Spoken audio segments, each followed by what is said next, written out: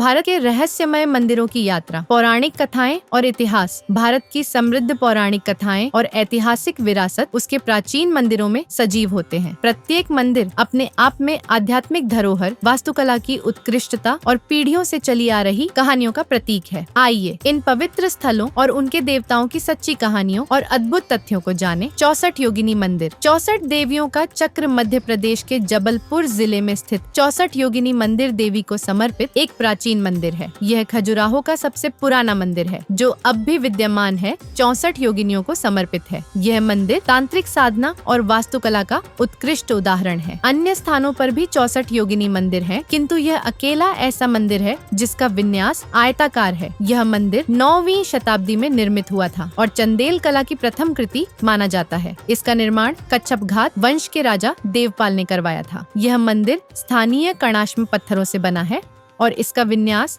उत्तर पूर्व से दक्षिण पश्चिम की ओर है। यह मंदिर 100 फीट की ऊंचाई पर स्थित है, जहां पहुंचने के लिए 200 सीढ़ियां चढ़नी पड़ती हैं। मंदिर का गोलाकार आकार और बिना छत की संरचना इसे अन्य मंदिरों से अलग बनाती है। माना जाता है कि यहाँ सूर्य के गोचर के आधार पर ज्योतिष और गणित की शिक्षा दी जाती थी। मंदिर में 64 कक्ष हैं। प्रत्येक में एक योगिनी की मूर्ति स्थापित थी। प्रत्येक कक्ष में भगवान शिव के प्रतीक शिवलिंग भी स्थापित हैं, जो तांत्रिक साधना में शिव और शक्ति के संयुक्त पूजन का प्रतीक है। हालांकि समय के साथ कई मूर्तियां चोरी हो चुकी हैं और जो बची हैं उन्हें भारतीय पुरातत्व सर्वेक्षण द्वारा संग्रहालय में संरक्षित किया गया है। योगिनियां देवी के विभिन्न रूप हैं जिन्हें तांत्रिक परंपरा में महत्वपूर्ण माना जाता है। स्थानीय मान्यताओं के अनुसार यह मंदिर आज भी तांत्रिक साधना का केंद्र है, जहां रात के समय साधक योगिनियों को जागृत करने का प्रयास करते हैं। इस कारण सूर्यास्त के बाद यहाँ किसी को रुकने की अनुमति नहीं है।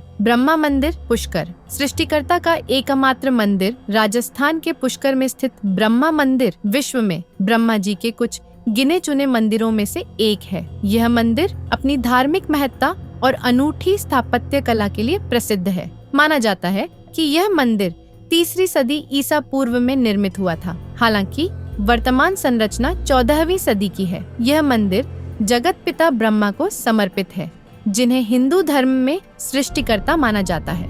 पुष्कर मेला, जो हर साल कार्तिक पूर्णिमा के अवसर पर आयोजित होता है, इस मंदिर की महत्ता को और बढ़ाता है। मंदिर का लाल शिखर और हंस, ब्रह्मा जी का वाहन की आकृति इसकी प्रमुख विशेषताएं हैं।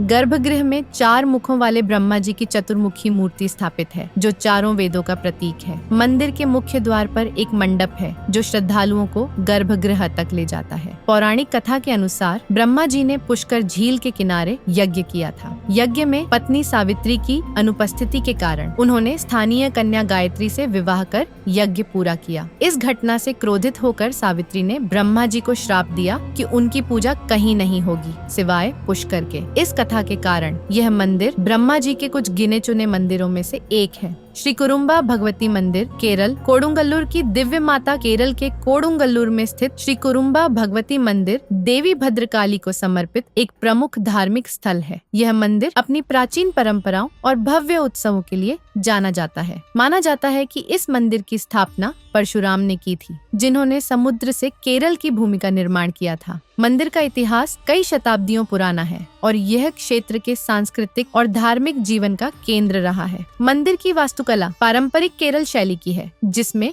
लकड़ी की नक्काशी, तांबे की छत और दीपस्तंभ शामिल हैं। गर्भगृह में देवी भद्रकाली की मूर्ति स्थापित है, जो उनके उग्र रूप का प्रतिनिधित्व करती है। देवी भद्रकाली को दारिका नामक असुर के वध के लिए जाना जाता है। मंदिर में हर साल कोडुंगल्लूर भारणी उत्सव मनाया जाता है, जिसमें भक्तगण देवी की स्तुति में गीत गाते हैं और नृत्य करते हैं। यह उत्सव देवी की शक्ति और भक्तों की अटूट श्रद्धा का प्रतीक है। स्तंभेश्वर महादेव मंदिर। समुद्र की गोद में स्थित शिवलिंग गुजरात के बड़ोदरा जिले से लगभग 85 किलोमीटर दूर जम्बूसर तहसील के काव्य कंबोई गांव में स्थित स्तंभेश्वर महादेव मंदिर भगवान शिव को समर्पित एक अनोखा तीर्थ स्थल है। यह मंदिर अपनी विशेष भौगोलिक स्थिति और प्राकृतिक घटना के लिए जाना जाता है, जहां दिन में 2 बार समुद्र की लहरें मंदिर को अपने आगोश में ले लेती हैं और फिर मंदिर पुनः प्रकट होता है। पौराणिक कथाओं के अनुसार राक्षस तारकासुर ने भगवान शिव की कठोर तपस्या कर उनसे वरदान प्राप्त किया कि उसका वध केवल शिव के पुत्र द्वारा ही संभव होगा, वह भी मात्र 6 दिन की आयु में।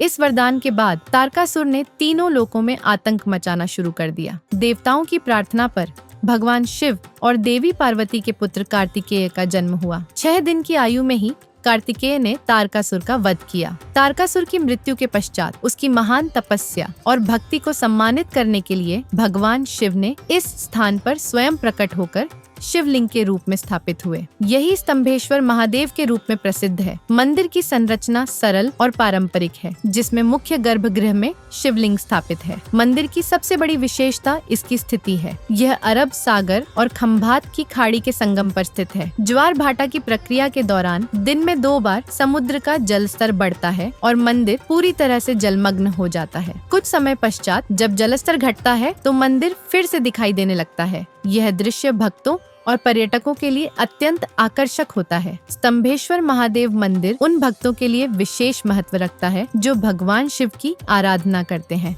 यहाँ आने वाले श्रद्धालु इस अनोखे प्राकृतिक चमत्कार को देखने के साथ साथ भगवान शिव का आशीर्वाद प्राप्त करते हैं। मंदिर की यात्रा की योजना बनाते समय ज्वार भाटा के समय की जानकारी प्राप्त करना आवश्यक है, ताकि मंदिर के दर्शन का सही समय निर्धारित किया जा सके।